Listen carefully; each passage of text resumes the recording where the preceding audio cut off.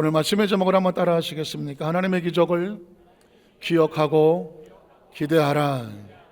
하나님의 기적은 반드시 기억돼야 되고, 그리고 그 기적은 기대하는 자에게 부어지는 것이죠.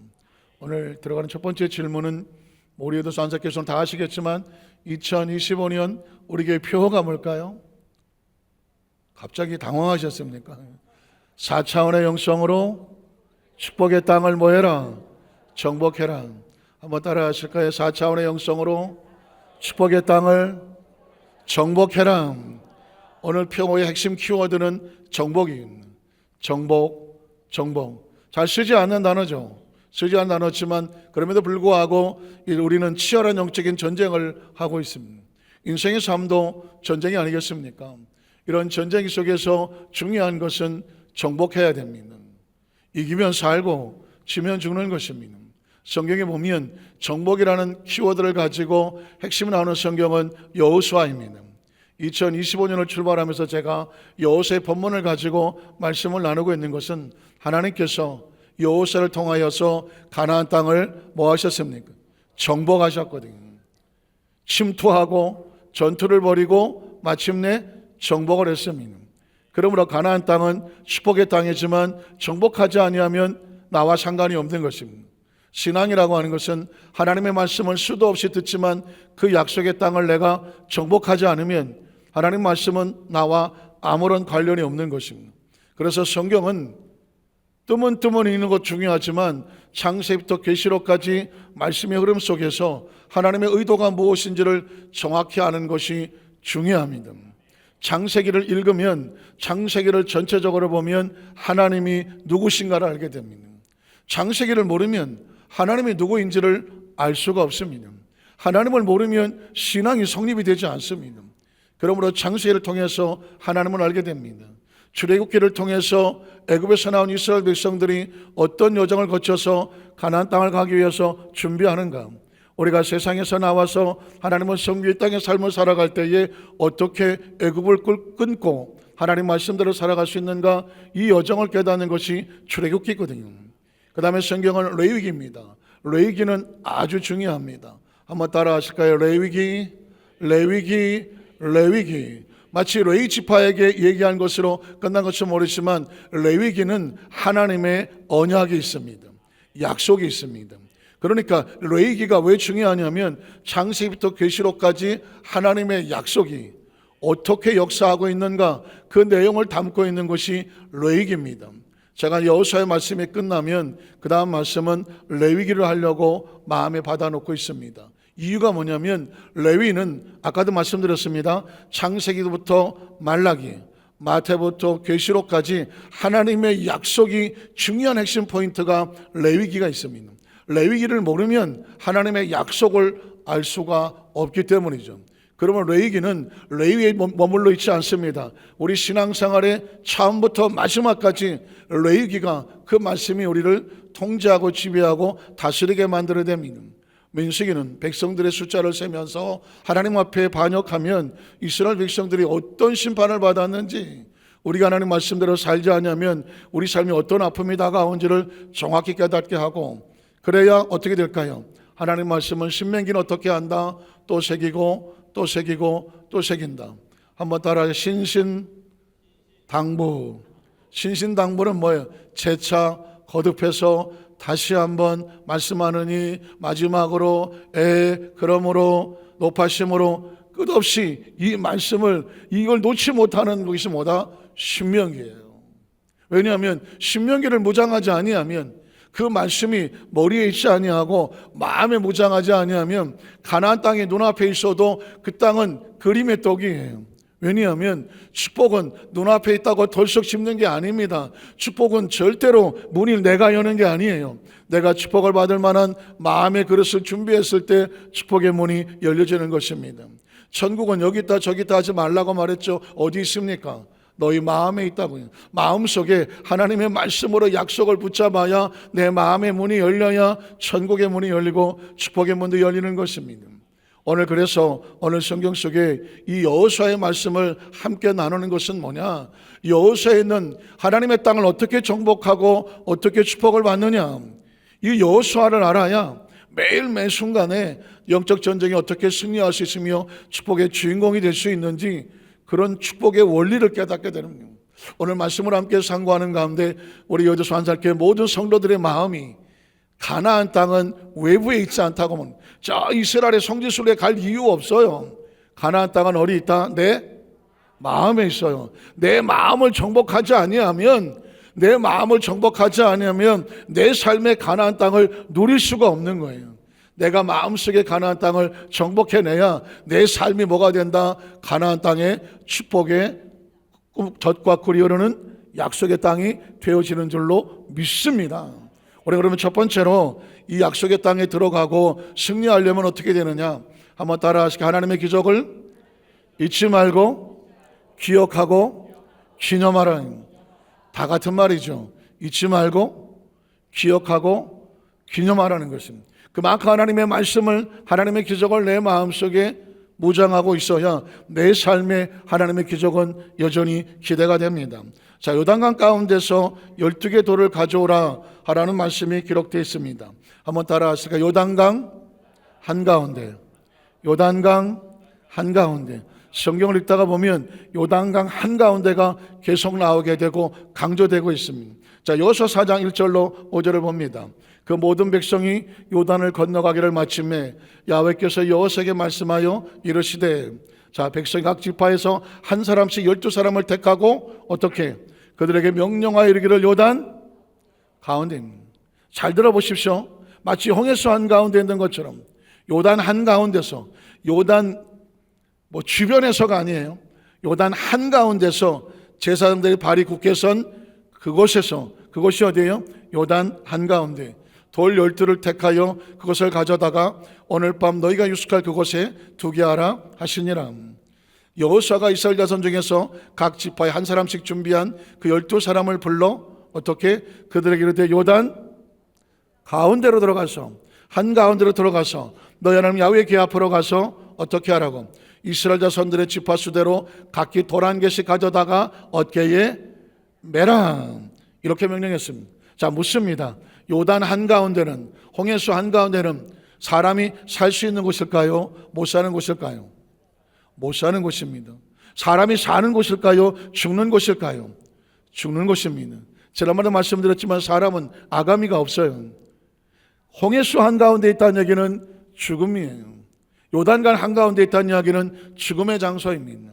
그런데 그곳에서 죽지 아니하고 하나님께서는 이스라엘 백성을 홍해수 한가운데서도 마른 땅처럼 거리며 건져내셨습니다. 요단강 가운데서도 마른 땅 가운데서 건져낸 것처럼 건져내셨습니다. 요단의 한가운데라는 뜻은 분명히 죽을 곳인데 하나님이 건져서 살려내신 기적의 장소, 그게 요단 한가운데라는 것입니다.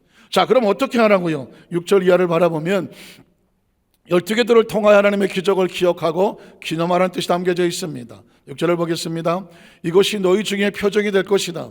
12개의 돌을 요단 한가운데 가져다가 항상 옆에 두고 이 돌을 볼 때마다 우리가 분명히 죽을 것 같았는데, 죽은 상황이었는데 하나님의 기적을 베풀어서 살려주셔서 이걸 어떻게 하라고요?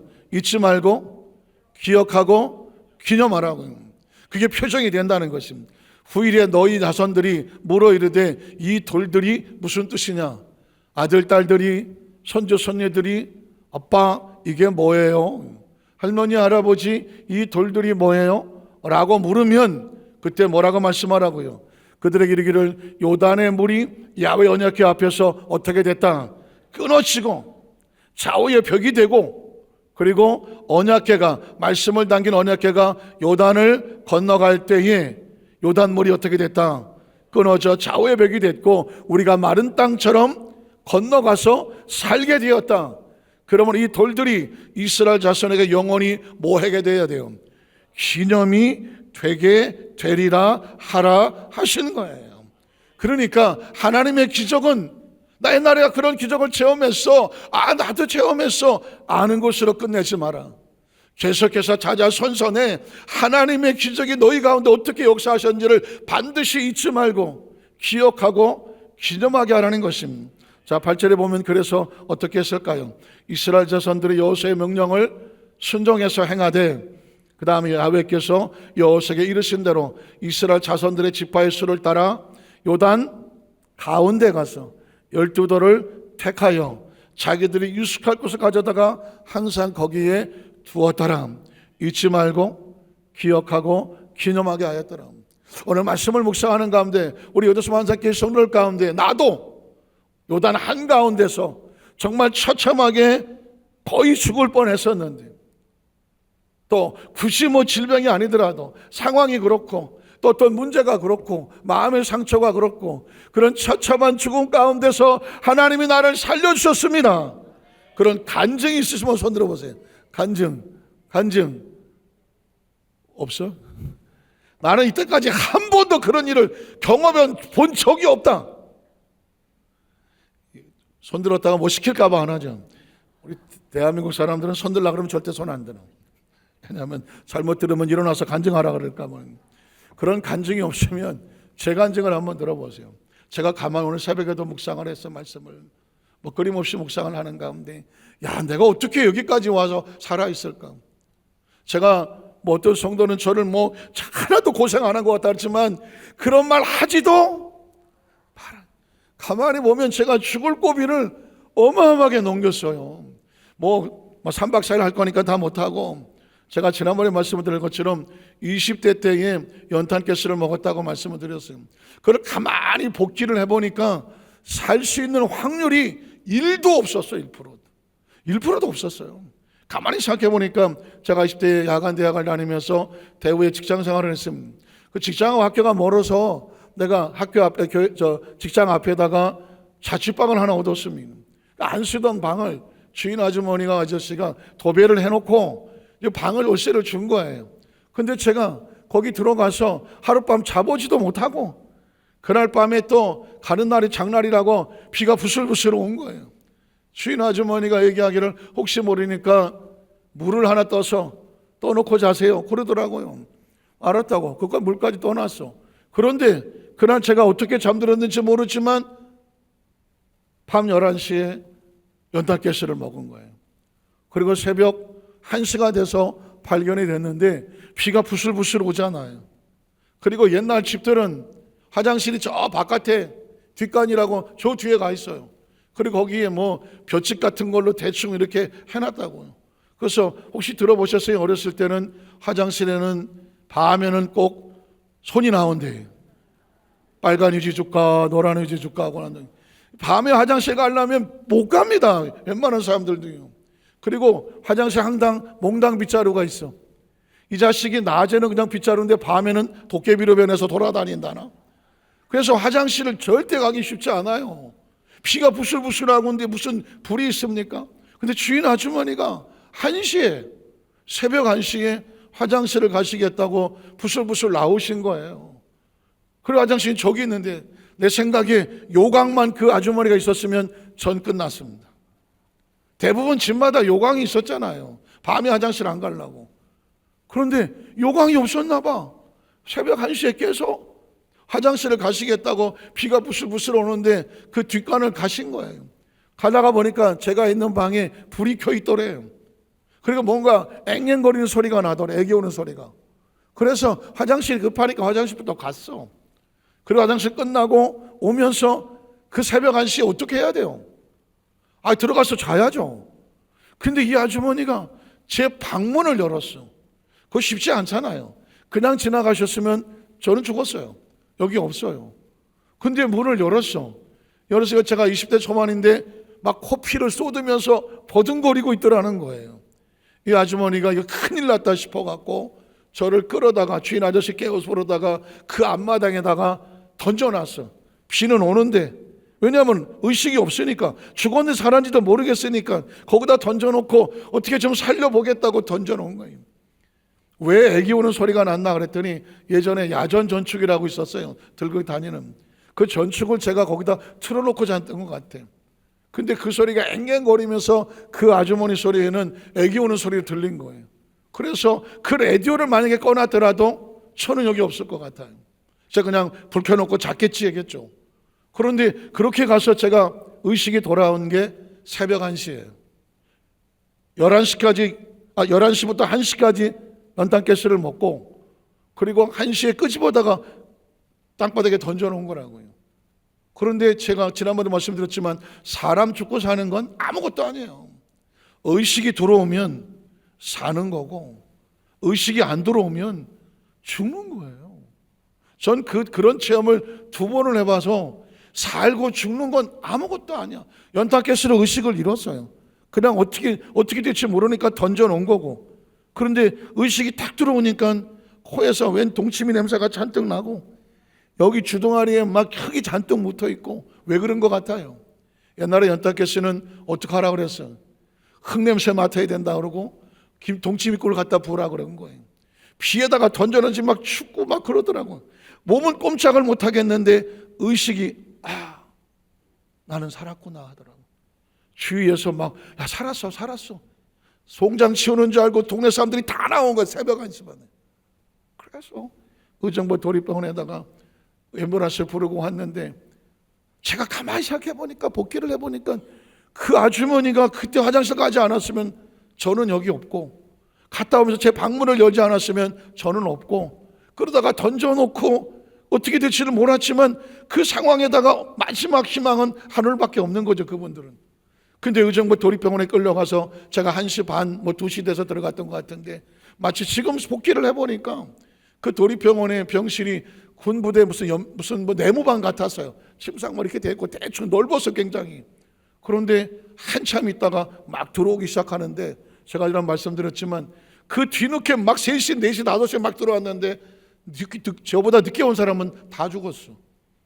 야, 지금 그 생각을 가만히 까마득하게 잊었다가 말씀을 묵상하는 가운데 다시 생각이 나는 거예요. 네가 지금 여기 어떻게 살아있는지 알겠니? 이건 완벽히 상황이 될 수가 없어요. 그런데 하나님께서 그 아주머니가 새벽 1시에 화장실을 가겠다고 나가는 바람에 제가 여기 살아있더라고. 여러분 보십시오. 제가 누구한테 감사해야 돼요? 주인집 아줌마한테 감사해야 되면 누구한테 감사해야 돼? 그 시간에 아주머니를 깨워 사진 갔다 오다가 제 방문을 열고 던져서 어쨌든 살려놨잖아. 제가 어떻게 여기까지 살아왔나? 그 처참한 요단 한가운데에 사망의 골짜기 같은 곳인데 하나님의 역사에서 붙잡아 갖다 놓지 않으면 제가 살아있을 수가 없더라고. 저는 우리 여도수만사교회 성도들에게 오늘 말씀을 통해서 여러분이 지금 이곳에 어떻게 살아있는지를 기억해 보십시오. 최근에 암 전문의가 써놓은 글을 보면서 난 하나 또 깜짝 놀랐어요. 우리는 살아가면서 다 건강한 게 정상이고 암 걸리신 분들이 비정상이라고 아이고 어떻게 암에 걸려서 힘드시고 어떻게 라고 그분들이 비정상인 줄 알았어요. 근데 전문의가 말합니다. 모든 사람들은요 암에 걸리는 게 정상이래. 암에 100% 암에 걸리게 되어 있대. 현대인의 지금 생활 습관이나 모든 것을 보면 암이 걸리는 게 정상이래요. 그런데 신기하게 암이 안 걸리고 살아간대. 그래서 전문의 입장에서 보면 암을 안 걸리는 게 기적이래. 까딱도 안 하지. 우리 성도들은 뭐 까딱도 안 하지. 왜냐하면 당연히 내가 살 걸 산다고 생각하는 거예요. 당연히 내가 살 걸 산다고 생각하기 때문에 지금 살아서 숨 쉬는 거에 대한 감사가 그렇게 새롭지가 않은 거예요. 그런데 우리가 100% 암에 걸려 정말 몇 날 못 살 것 같은 그런 존재인데 지금 우리가 기적적으로 살아있다면 아멘이 점잖잖아. 아멘. 여러분 보십시오. 이 죽음의 고비를 한번 갖다 놓은 사람은요 지금 살아있다는 것 자체가 얼마나 감사한지 모르는 거예요. 여러분 그런 감격과 감동이 있기를 주의 이름으로 축원합니다. 전 40대도 한번 의식을 잃고 쓰러졌다가 깨어나 봤기 때문에 그땐 정말 두려웠어요. 난 50을 못 넘기는 줄 알았어. 절대. 그래서 60 넘은 사람 보면 진짜 막 박수 쳐주고 싶었어. 삶이 그냥 사는 게 아니에요. 매일매일은 기적이에요. 한번 따라 하실까요? 매일매일 지금 살아있는 것은 하나님의 은혜고 기적입니다. 오늘 아침 여의도 순복음교회 가족신문에 이렇게 보니까 장로님들이 2분이 소천하셨다고 이렇게 나 이상하게 제가 아시는 장로님들이 있을까봐 그 난을 꼭 보게 되는데 2분이 부고가 올라왔어. 그럼 난 꼭 나이부터 보게 되더라고. 처음에 돌아가신 정옥 가신 장로님은 나이가 올해 만 70이야. 야, 이거 70 어떡해 이거. 그리고 잘 아시는 장로님은 이건종이라는 장로님도 있는데 이분은 75세예요. 뭐 엊그저께 보니까 100세 노래인가 뭐 노래 보니까 내 나이 80에 저승에서 오거든. 자존심 상해서 못 간다고 전해라. 뭐 그런 노래가 있더라고. 보니까 80에 가는 게 자존심 상해서 못 가겠다니까 못 간다고 전해라. 뭐 그런 가사가 있던데 70에 가더라고. 75세. 제 이야기는 뭐냐면 매일 매 순간 살아있는 게 기적이고 그게 하나님의 은혜라고 살면 매일매일을 어떻게 사느냐? 감사와 설레임으로 살아가는. 그래, 요단 한가운데서 건져낸 그 돌을 바라보면서 내가 저기서 살아남았구나. 두 번째, 그러면 어떻게 되느냐? 우리 마음의 한 군데에는 하나님의 말씀을 두고 살아야 해요. 사망의 한가운데 살아서 지금 우리가 있다고 하면 우리의 마음 가운데는 하나님의 말씀을 중심에 두라는 것입니다. 오늘 여호수아 4장 9절에 보니까 이렇게 말합니다. 하나님의 언약궤가 요단 한가운데 있는 걸 보게 하셨습니다. 자, 9절을 보겠습니다.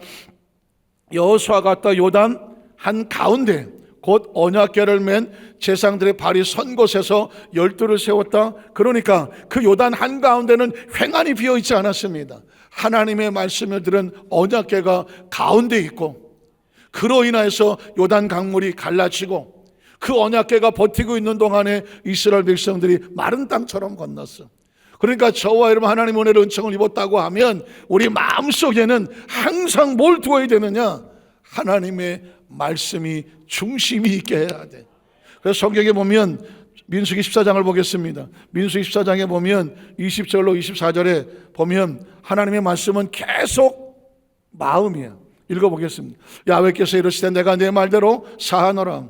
그러나 진실로 내가 살아있는 것과 야훼의 영광이 온 세계에 충만한 걸 두고 맹세하노니 내 영광과 애굽과 광야에서 행한 내 이적을 보고서도 이같이 10번이나 나를 시험하고 내 목소리를 청정하지 아니한 그 사람들은 내가 그들의 조상들의 맹세한 땅을 결단코 보지 못할 것이고 또 나를 멸시하는 사람은 한 사람도 그것을 보지 못하리라. 그러나 내 종 갈렙은 기억하십시오. 뭐가 달라? 그 마음이 그들과 달라서 나를 온전히 따랐어요. 똑같은 마음인데 그 마음에 뭐가 있길래 다르다고 하는 것입니다. 오늘 여호수아 갈렙을 취한 다른 사람들의 마음에는 자기가 주인이야. 내 마음대로, 내 생각대로, 내 뜻대로, 내 계획대로, 내 기분대로 해야, 내 감정대로 해야 이게 자기가 주인이야. 그러나 여호수아 갈렙은 뭐가 달라? 그 마음에 하나님의 계명이 주인이야. 하나님의 약속이 주인이라고, 하나님의 말씀이 주인이라고. 그러니까 자기 감정과 기분이 아닌 말씀에 근거하여 선포할 수 있는 것입니다. 하나님을 거역하지 말라. 하나님 우리를 기뻐하시면 그 땅은 이미 우리에게 주셨느니라. 가나안 땅은 어떻게 들어갈까 눈치 보고 들어가는 땅이 아니야. 가나안 땅은 이미 약속하신 것을 믿고 들어가는 땅이야. 그 땅에 들어가 있는 것을 보고 들어가는 땅이야. 2025년 반드시 축복의 땅이 됩니다. 여러분과 저에게 축복의 한 해가 됩니다. 그렇지 않으면 2025년에 우리를 살게 하실 리가 없어. 이스라엘 백성을 가나안 땅 눈앞에 가게 하신 것은 이유가 뭐야? 들어가게 하시려고 끌고 온 거야. 가나안 땅을 주시지 않으려면 왜 가나안 땅 그 앞에까지 갖다 놓으셨겠어? 저와 여러분을 2025년까지 살게 하신 것은 2025년에 저와 여러분에게 반드시 좋은 일이 있습니다.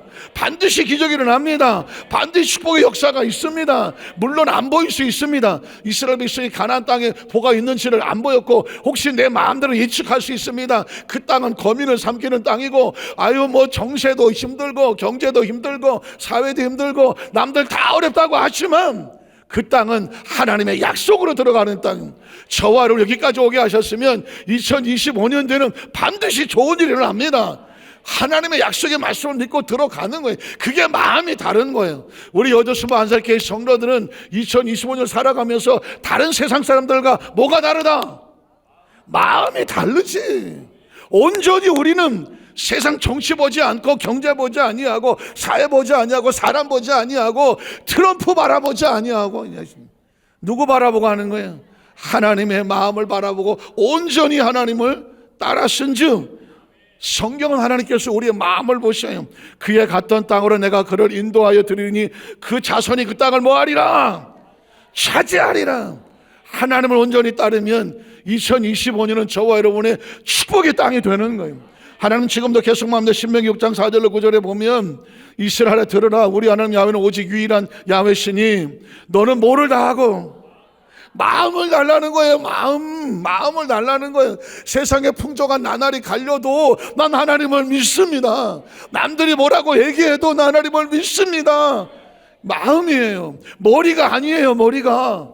지금 전 여러분에게 강의하지 않아요. 세미나 하지 않아요. 여러분에게 어떤 정보를 제공하고 있지 않아요. 하나님의 마음이 여러분의 마음을 점령을 해서 이 성전을 나갈 때는 하나님의 마음을 품고 나가게 되시기를, 마음에 품고 나가게 되시기를 주님의 이름으로 축복합니다. 성경은 철저하게 보니까 하나님께서는 우리에게 마음을 달라고 하시더라고요. 마음을 다하여 그리고 뜻을 다하고 힘을 다해서 네 하나님 야훼를 뭐 해라? 사랑하라. 사랑은 딴 거 없어요. 믿어주면 돼. 인정해주면 돼. 따라주면 돼. 기대를 저버리지 않으면 돼. 그 믿고 따라가는 게 사랑이에요. 오늘 내가 내게 명하는 이 말씀을 넌 어디다 새기래? 마음에 새기고 또 내 자녀에게 부지런히 좀 가르치래. 내 자녀에게 부지런히 이 말씀을 가르치고 집에 앉았을 때든 길을 갈 때든지 누웠을 때든 일어날 때 이 말씀을 끊임없이 강론해서 마음에 새기고 할 것이고, 또 그것을 내 손목에 메고 기호를 삼고 이마에 붙이고 표로 삼아서 어떻게 하라고? 내 집 문설주 바깥문에 기록해서 들어올 때도 보고 나갈 때도 보고 앉았을 때도 보고 일어날 때도 바라봐라. 그래서 마음속에 하나님 말씀이 뭐하게 해라? 떠나지 말게 해라. 신명기 8장 1절로 3절에 보면 내가 오늘 명하는 모든 명령을 너희는 지켜 행하여야 돼. 전 오늘 제가 이렇게 우리 여도수 한적의 성도들에게 혼신을 다해서 설교를 하는 이유는 딴 게 아닙니다. 그동안 수도 없이 신앙생활하면서 여기는 꽉 차 있을 거예요. 아마도 여기는 모르는 게 없을 거라고. 아마 제가 설교 시작하자마자 오늘은 이렇게 시작해서 이렇게 끝나겠구나 다 알고 계실 수도 있어. 그런데 여기 있는 말씀은 우리가 천국 갈 때 아무런 의미가 없어. 다 잊어버려. 생각이 안 나. 신앙은 어디로 가느냐? 마음으로 가는 거예요. 내가 하나님을 얼마나 사랑하고 아는 게 중요하잖아. 마음이 있어야 돼. 내가 하나님께 늘 마음이 있어야 돼. 그 힘들고 어려운 상황 가운데 누군가 내 마음을 훔쳐가려고 할 때 그때 마음 뺏기지 아니하고 하나님께 두었던 마음, 세상 여기저기서 나를 끌고 가려고 할 때 그 마음을 끌어다가 하나님 앞에 두었던 마음, 그 마음을 하나님께서는 알고 싶어 그걸로 지켜 행하는지를 알고 싶어. 그럼 어떻게 될까요? 네가 네 마음을 나에게 주면 너희가 살고 번성하고 야훼께서 조상 맹세하신 땅에 들어가 그것을 뭐하게 하리라? 차지하게 하리라. 가나안 땅은 우리가 전쟁에서 들어가는 땅이 아니야. 내 마음이 가나안 땅을 품고 있으면 하나님이 열어주시는 땅이라고. 전 지난번에 말했죠. 여도수 한적의 성도들은 반드시 가나안 땅의 주인공이 돼야 돼. 가나안 땅에는 하나님 영혼이 잘 되는 땅이야. 범사가 잘 되는 땅이고 형통하고 생명을 얻는 땅이라고요. 그 약속의 땅이 삶 속에 벌어지려면 마음이 하나님 앞에 있어야 돼. 마음이 하나님 모시기에 인정이 돼야 돼. 성경은 그래서 얘기하는 겁니다. 마음에 지키면 들어가는 것은 내가 들어가게 한다. 차지하는 것은 내가 차지하게 한다. 그 다음 저는 계속 이어집니다. 네 하나님 야훼께서 이 40년 동안에 때로 광야길을 걷게 하신 것을 기억해라. 때로 환경과 여건이 힘들고 어렵지만 그 너를 낮추시며 또 너를 시험해서 뭘 알고 싶은 거예요? 힘들어도 여전히 하나님께 마음이 있는지, 아무리 세상에 유혹이 있어도 달콤해도 그 마음이 하나님께 있는지, 세상에 아무리 눈앞에 좋은 것이 있어도 눈 찔끔 감고 마음이 하나님께 있는지, 하나님은 뭘 알고 싶어 하신다. 마음이 어떠한지, 그 명령을 지키지 않는지 하나님은 그걸 알고 싶다. 또 너를 낮추시며 너를 줄이게 하시며 또 너도 알지 못하면 지성도 알지 못하던 만나를 내게 먹이신 이유가 뭐야? 사람은 떡으로만 사는 게 아니야. 야훼에서 나오는 말씀을 어디다 두어야 돼? 마음에 마음판에 새겨야 돼. 그걸 너에게 알게 하려 하심이라. 여호수아 5절 9절에도 마찬가지로 하나님께서 가나안 땅을 정복하여 들어가는 여호수아에게도 다른 거 원하지 않아. 너 마음판에 말씀 새겨. 내가 모세와 함께 있었던 것 같이 너와 함께 있을 것임이라. 내가 너를 떠나지 않으며 버리지 아니할 것이다. 강하고 담대해라. 너는 내가 그의 조상들에게 맹세 그들이 한 주리한 땅을 이 백성에게 차지하게 될 거야. 그러려면 어떻게 해야 돼? 오직 강하고 극히 담대하여 나의 종 모세가 내게 명령 그 율법을 다 어디다가 마음에 새기고 지켜서 행해. 마음의 전쟁에 승리하면 가나안 땅은 네 앞에서 열리는 거예요. 오직 강하고 기담대하여 빨리 가버렸네. 오르나 좌우로나 치우치지 말라. 그러면 내가 어떻게 어디로 가든지 형통하든지 길은 누가 여신다? 하나님이 여신다. 율법책을 내 입에서 떠나지 말게 하며 취하러 묵상하고 그것을 가슴발에 새겨두라고, 기록한 대로 지켜 행하라고. 그러면 내가 길이 평탄하게 될 것이고 내가 형통하게 될 겁니다. 기억하십시오. 수도 없이 들었던 하나님의 말씀을 이제는 마음에 새겨야 돼. 제가 지난 금요일 예배 때 어느 목사님 간증을 했어요. 목사님이 교회를 개척하고 얼마나 힘들었겠어. 시작할 때 한참 하다 보니까 서로 예민한 것도 있고 너무 힘들고 피곤한 것도 있는데, 그런 사이에 이 목사님 사모님이 얼마나 부부싸움을 날마다 하셨는지. 야, 나 그 목사님 간증하면서 내가 참 놀랐어. 저도 목사지만 전 우리 집사람하고 싸웠으면 이런 얘기 절대 안 해. 절대 안 해요. 아니, 그러니까 그런 얘기를 저는 못해요. 근데 그분은 아주 서슴없이 우리는 개척하면서 우리 사모하고 죽일 듯이 싸웠습니다.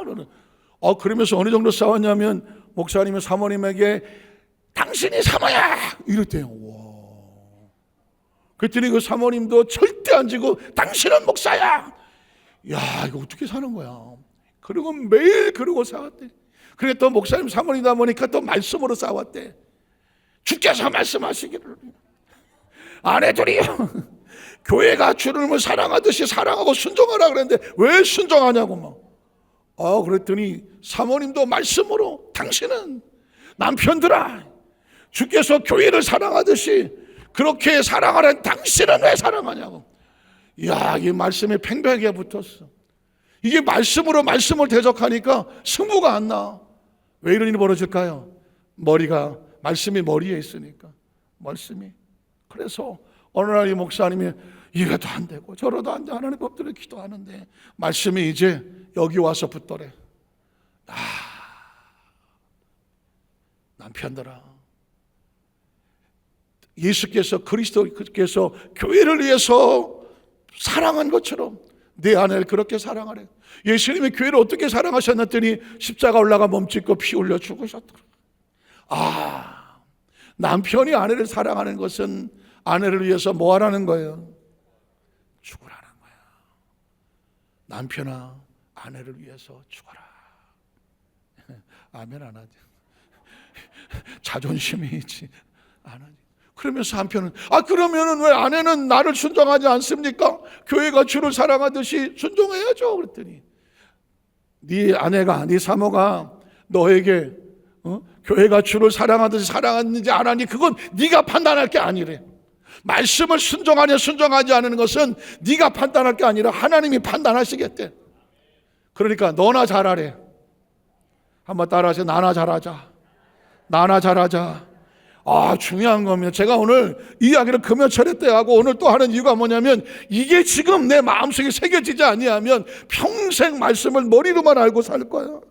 그리고 먼 훗날 우리가 인생을 마무리 짓고 천국을 가야 되는데 내가 어디 갈지 모를 거야. 왜? 여기 들은 건 많은데 마음에 허전해. 마음에 뭐가 들었는지 몰라. 내가 마음을 하나님 다해서 한 게 없어. 천국은 머리로 가지 않아. 마음으로 가는. 오늘 말씀을 그대로 한번 새겨보십시오. 말씀을 그대로 새기라고요. 예수께서 교회를 위해서 자기 목숨을 건 것처럼 남편들아 내 아내를 그렇게 사랑해라. 이제 반응이 오기 시작했습니다. 이렇게 남편이 아내를 위해서 내가 죽음을 각오하고 아내를 사랑하겠습니다.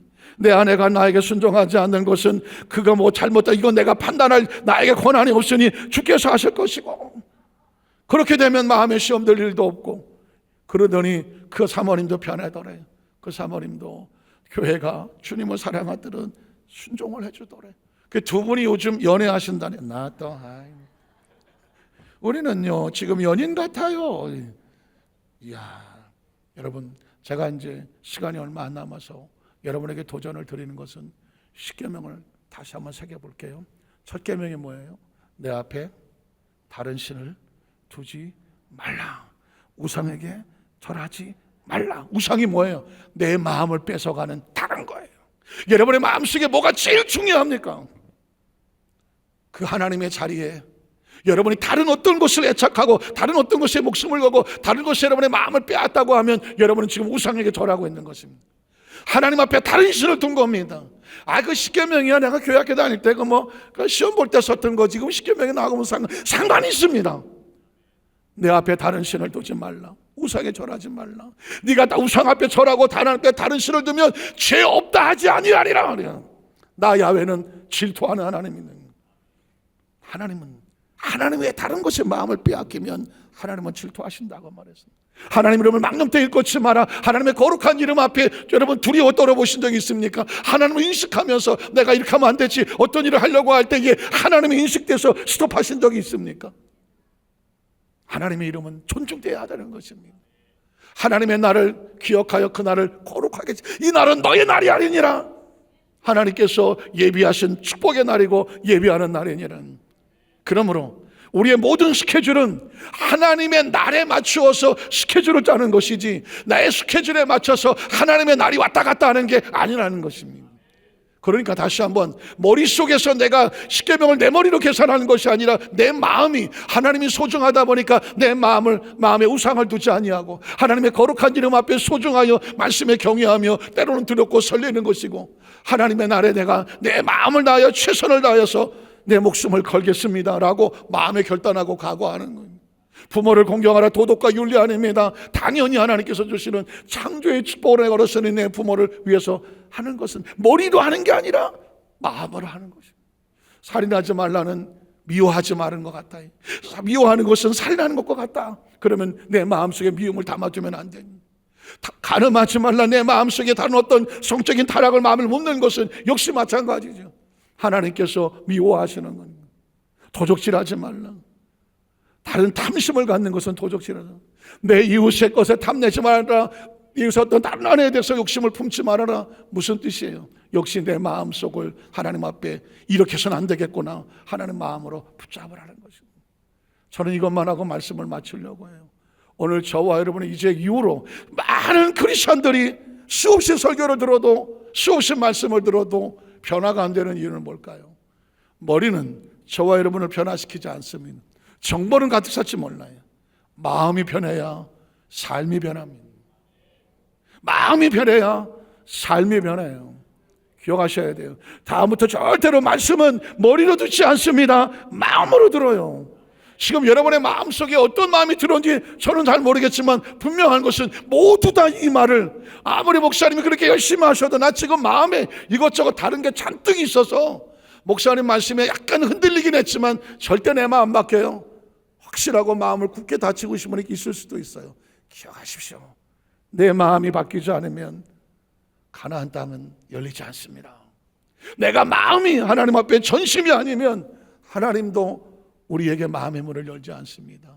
우리가 하나님의 마음을 가슴에 품고 하나님 베푸신 그 은혜와 은총을 기억할 때 마지막 세 번째는 이렇게 말해요. 그거는 하나님을 경외하는 표적과 증거가 되는 거예요.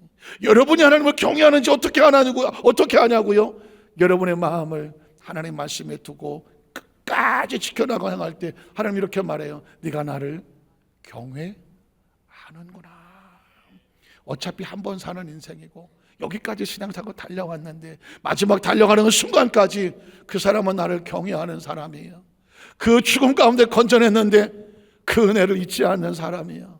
한 말씀 가운데 하나님 말씀을 붙잡고 가는 사람이에요. 그렇게 하나님께서 칭찬하고 인정하시는 우리 여수반자교회 성령 되시기를 주님의 이름으로 축원합니다. 축원합니다. 축원합니다. 두 사람을 가슴에 얹으시기 바랍니다.